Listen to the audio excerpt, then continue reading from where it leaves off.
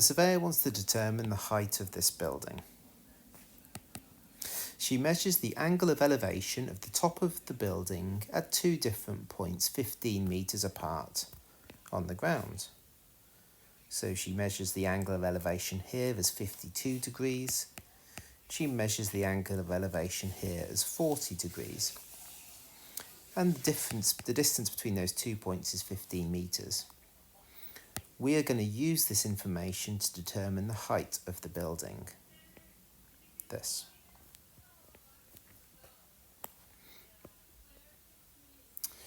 Right, well, if this angle here is 52 degrees, then assuming that the ground is flat, assuming that this is a straight line, I can do 180 take away 52, which is going to be 128 degrees, assuming that the ground is flat and that is a straight line. Which in that case, that's going to mean that this angle here is going to be, well, I know that the angles in this triangle add up to be 180. So if I do 128 plus 40, I get 168. So take that away from 180 and I get 12 degrees. So this little angle here is 12 degrees. And notice that that is opposite the 15 metres. So I've got a matching pair. I can use the sine rule here. I can say that 15 divided by sine 12 is equal to, now I can choose whether I want to work out this length here or this length here. Either one is perfectly fine. I'm going to do that one. I'll call it x. And that is going to be opposite the 40-degree angle. So x over sine 40. Multiply both sides by sine 40. So 15 times sine 40 divided by sine 12. And if I put that into my calculator,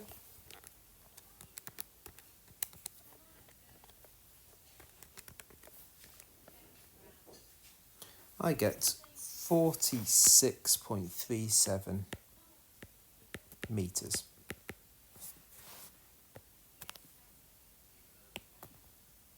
So the length of that green line is 46.37 metres. Now focusing on this triangle here. Now, assuming that the building is vertical, straight up, assuming that it's not the Leaning Tower of Pisa or anything like that, I think I'm safe to assume that that's going to be a right angle. In which case, what I'm trying to work out here is the opposite side to the 52 degrees. And I have just worked out the hypotenuse of this right-angled triangle, the 46.37. So opposite and hypotenuse, I can say that's going to be sine. Sine 52 is going to be equal to the opposite, which is the height of the building. I'll call that h, divided by the hypotenuse, which is 46.37 metres. Or I've still got the answer key on my calculator, so I'm going to use that. So I don't have to do any rounding. Make h the subject, so multiply by the answer.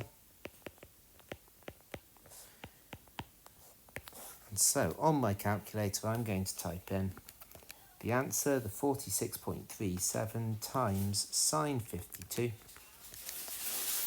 And I find that the height of the building is 36.5 metres. And that's my answer to part A. Part B states one assumption made by the surveyor in using the mathematical model. Well, I've stated two already. I've assumed that the ground was flat.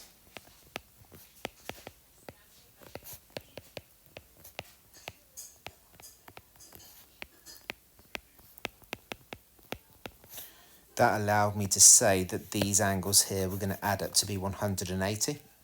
If the ground was not flat, that might not be the case. The other assumption I've made is that the building was vertical. That allowed me to use Socaterra. I've assumed that that's a right angle there. So the other perfectly valid answer here is to say that assumes that the building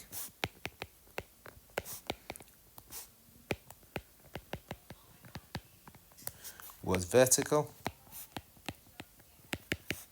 And just to be a little bit more precise, I'm going to say that it was perpendicular to the ground.